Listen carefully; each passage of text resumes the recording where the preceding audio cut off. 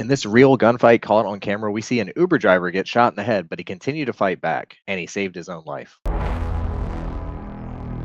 Hey, in today's video, we're going to look at a real life gunfight caught on tape where a guy successfully defended his life after getting shot, possibly in the head. If you don't know me yet, my name is Caleb Lee. I am the #1 best-selling author of Concealed Carry 101, and I'm also the founder of Patriot Training Center, where we teach people just like you how to defend themselves with pistols, rifles, and shotguns in our live training courses at Patriot Training Center. But let's get into today's video. I'll just go ahead and play it without commentary first.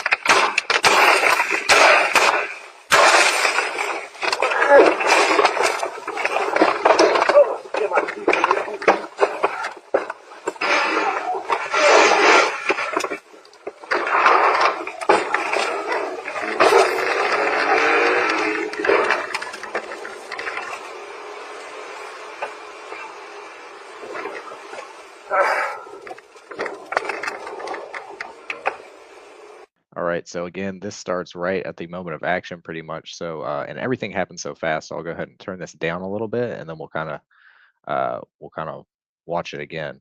But I think there's important lessons here, a lot of important lessons here.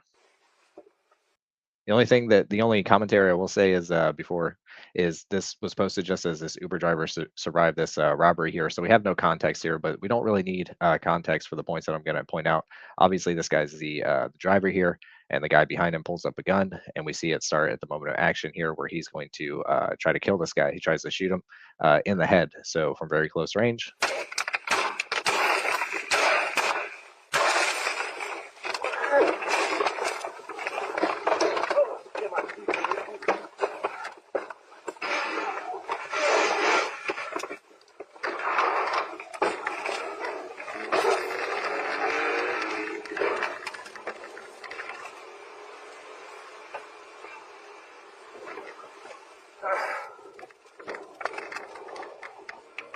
All right, so let's talk about this and why I thought this was such an interesting thing.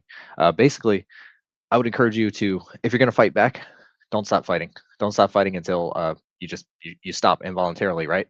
So I think that's the #1 lesson that we could learn from this, from defenders as ourselves, right?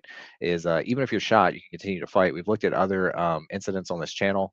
We have the like a police officer that got shot in the hand, and he was able to still use that hand to continue to win the fight.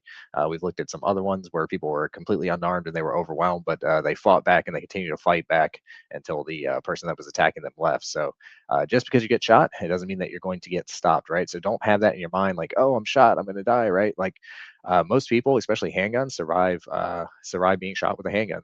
In fact, the vast majority of people survive being shot with a handgun these days, because these are not. It's not like the movies. All of us have like kind of preformed impressions from Hollywood, from the media. As you see in movies, people get shot one time and they like fly through a window or something like that. Every time the good guy shoots somebody, they immediately drop, right? But in real life, it's really not like that. So that brings up two important points. So from the defender standpoint, your mindset should always be, being shot is not a death sentence. If you're getting shot as you're defending yourself, then don't stop. Just continue to fight. If you have a gun and you're fighting back with a gun, then just focus on trying to shoot the guy. Like worry about worry about dying later, right? It's not a death sentence. So don't have that mindset. Just the only mindset should be I need to get the job done, right? Which is what this guy did. He started being attacked, and he didn't back away. He, turned around. He's immediately fighting back, first trying to protect himself, and he got his hands on the gun. And then as soon as he got his hands on the gun, he started attacking the guy. And obviously, that did not go as planned for the guy with the gun. So his whole paradigm, shifted in that moment and totally messed up his thought process of how this was supposed to go. And he ran away. Right, the guy with the gun ran away. So think about that. Like the table was overwhelmingly turned on the bad guy, even though he had the gun and he had the position. He had all the power in the situation. You would think, right? But just by fighting back, this guy got the bad guy to leave, to run out of the car. And then excellent job after that guy runs away. He doesn't stop to, you know, assess anything. He gets very smartly gets back on the driver's seat and drives away, gets away from the danger. So just quick thinking and amazing reactions here by the guy that was attacked. Uh, and then the second thing that I will point out about that same point is don't expect yourself to be out of the fight immediately after one shot, and don't expect the same thing, if you're defending yourself with a gun, right? Again, Hollywood teaches us that one shot is always enough to stop the bad guy. However, real life incidents like this have proven that that's not always the case. Most people survive handgun wounds, like I said before. So when we're shooting, we want to practice to shoot the threat until the threat stops, right? Whatever made us start shooting them, continue shooting until they stop doing that thing, until the engagement is over, right? So that's why like good modern handgun training, like we teach at Patriot Training Center, right? It used to be like, oh, you're going to do like a standard response, like you're going to shoot two times every single time.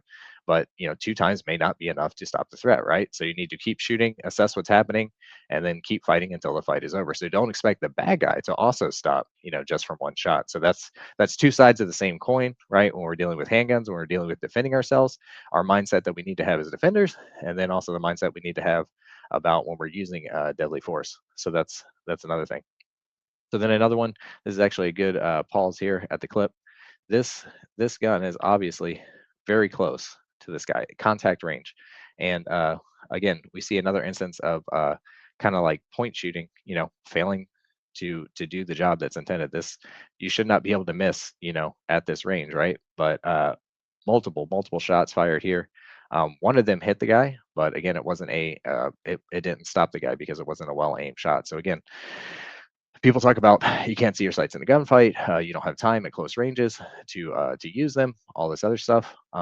So even though this is the bad guy doing the shooting at this point, I think we can learn as defenders, the same lesson. Use your sights. If you're going to shoot, then you need to be aiming for an anatomically valuable hit and get that hit.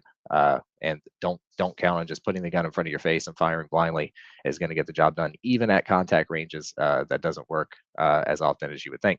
And I think just the overall lesson here, something that we can all agree on, is that in real life, these things are complicated, and gunfights don't always happen the way that we expect. And everybody talks about like what's the best caliber for self-defense and like what's the best bullet and all this other stuff.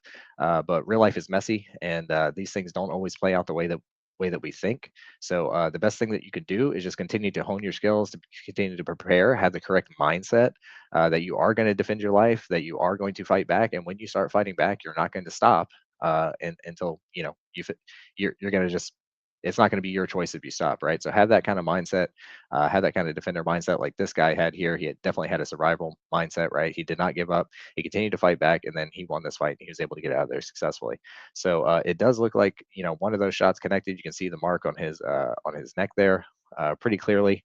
That may have been from the first shot because that appeared to be where the muzzle was pointed at first. And I don't know whether that's like a powder burn or if it's a legit shot. No idea the caliber used here as well, but obviously he's got some wounds to his body because he's reaching back and he's touching his own head. And you would think, most people would tell you, oh, if you got shot at close range in the back of the head or in the neck area or something or anything like that, we would all assume that, oh, this is completely over and there's no chance. But this guy shows us that it's not always a death sentence. So that's good news, right? That's something that we should think of as defenders. So never count yourself out of the fight. Don't assume that one shot is going to stop you. Don't ever think like, oh no, I got shot. Like continue fighting. Like have that mindset. Like that's the best thing that you can do is kind of like war game these scenarios in your head, and then continue to have that mindset when you're thinking about what you're doing. If you're using lethal force against somebody, continue fighting, continue shooting until the threat is stopped. Don't just assume that one shot's going to get it done, and train that way. And really just remember that real life situations are unpredictable, and these things can happen. I guess being an Uber driver is always picking up strangers in the car. That's always going to be a dangerous thing. So act accordingly. Stay prepared. If you'd like to get live gun training, you can come visit us at patriottrainingcenter.com, or if you click the link in the description below, you can book a consultation and find out if our training is right for you. Let me know in your comments what you think. I think this guy did an amazing job defending his life, and we can learn something from it. I'll see you in the next video.